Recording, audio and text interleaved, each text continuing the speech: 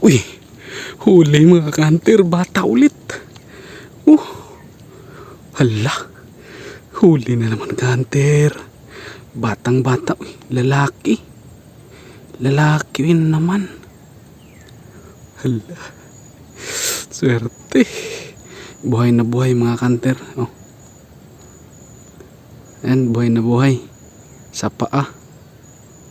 Lalaki. Swerte. Nakahuli na rin itong palabay na to. Nakahuli na rin. So lalapitan ko muna mga kanter, tapos tatanggalin kasi ayan, nagkabuhol-buhol.